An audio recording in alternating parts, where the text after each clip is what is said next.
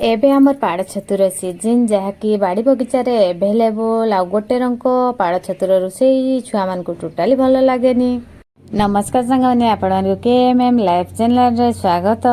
ଆଶା କରୁଛି ସମସ୍ତଙ୍କୁ ଭିଡ଼ିଓଟି ଭଲ ଲାଗିବ। ଏବେ ତ ପାଳ ଛତୁ ସିଜିନ୍, ମାନେ ଯେଉଁ ଜାଗାରେ କୁଟା ଥିବ ସେଇ ଜାଗାରେ ବର୍ଷା ଆସିବ, ଖରା ଦେବ, ପାଳ ଛତୁ ମାନେ କୁଟା ଭରପୁର ହେଇଥିବ ପାଳ ଛତୁ। ଆଉ ଦେଖନ୍ତୁ ଗୋଟେ ରଙ୍କ ପାଳ ଛତୁର ରେସିପି ଛୁଆମାନଙ୍କୁ ଖାଇବା ପାଇଁ ବୋର୍ ଲାଗୁଥିବ। ଆସନ୍ତୁ ଆଜି ପାଳ ଛତୁର ଗୋଟେ ନୂଆ ରେସିପି ତୁମମାନଙ୍କ ସାଙ୍ଗରେ ସେୟାର କରିବି। ପାଳ ଛତୁକୁ କାଟିକି ଫାଷ୍ଟ ଆମର ହଳଦୀ ପାଣିରେ ଭଲକି ଧୋଇଦେଲି, ଆଉ ପୁରା ମାନେ ଶୁଖଲା କରିଦେଲି। ଧୋଇକି ପୁରା ଫରଫରିଆ କରିଦେଲି ଛତୁକୁ।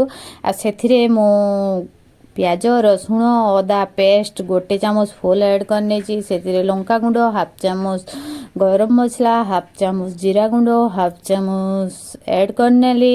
ଏଥିରେ ମୁଁ ବେସନ ବଡ଼ ଚାମଚରେ 2 ଚାମଚ ଆଡ଼୍ କରିନେଲି। ଏବେ ଆମର କର୍ଣ୍ଣଫ୍ଲାୱାର ବଡ଼ ଚାମଚରେ 2 ଚାମଚ ଆଡ଼୍ କରିନେଲି। ଆମର ବେସନ ଆଉ କର୍ଣ୍ଣଫ୍ଲାୱାର ସେମ୍ କ୍ୱାଣ୍ଟିଟିର ଆଡ଼୍ କରିନେଇଛି।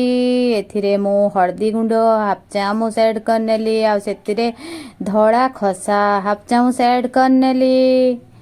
କଞ୍ଚା ଲଙ୍କାକୁ ଯାହାକି ଛୋଟ ଛୋଟ ପିସ୍ କରିକି ତାକୁ ହାଫ୍ ଚାମଚ ଆଡ଼୍ କରିନେଲି। ଏବେ ଆମ ସ୍ୱାଦ ଅନୁସାରେ ଲୁଣ ଆଡ଼୍ କରିନେଲି। ଏହାକୁ ଏବେ ଟିକେ ଭଲ କି ଆମର ମିକ୍ସ କରିନେବି। ଟୋଟାଲି ପାଣି ଆଡ଼୍ କରା ହେଇନାହିଁ।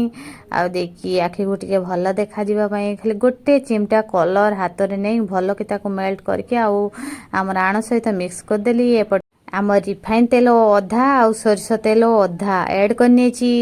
ସୋରିଷ ତେଲ ଫ୍ଲେଭରଟା ବହୁତ ସୁନ୍ଦର ଆସେ। ଆଉ ଛୋଟ ଛୋଟ ପକୋଡ଼ା ଟାଇପ୍ର ମାନେ ଦେଇଦେଲି। ଆଉ ଦେଇକି ଏପାରି ସେପାରି ପାଲଟିକି ପୁରା ନାଲିଆ ନାଲିଆ କରିକି ଦେଖନ୍ତୁ ଛାଣିଦେଲି।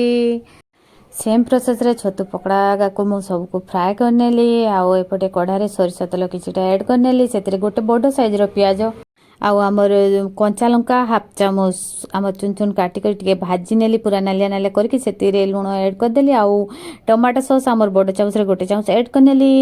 ଆଡ଼୍ କରିବା ପରେ ଆମର ଯେଉଁ ଛତୁ ପକୋଡ଼ାକୁ ତିଆରି କରିଥିଲି ସେଟା ସବୁ ଦେଇକି ଭଲକି ମିକ୍ସ କରିନେଲି। ମିକ୍ସ କରିକି ଦେଖନ୍ତୁ ଏବେ ଗୋଟେ ପ୍ଲେଟ୍ରେ କାଢ଼ି ନେଉଛି। ଆମର ପାଳ ଛତୁ ରେସିପିଟା କେମିତି ହେଇଛି ଅବଶ୍ୟ କମେଣ୍ଟ କରିବେ। ଆଉ ଚ୍ୟାନେଲରେ ନୂଆ ଆସିଥିଲେ ସବସ୍କ୍ରାଇବ୍ଟେ କରିଦେବ, ଭିଡ଼ିଓଟିକୁ ଲାଇକ୍ଟେ ଦେବେ। ଆଉ ଦେଖନ୍ତୁ ଆମ ଛତୁ ପାଳ ଛତୁର ନୂଆ ରେସିପି ପୁରା ରେଡ଼ି ହେଇଗଲା।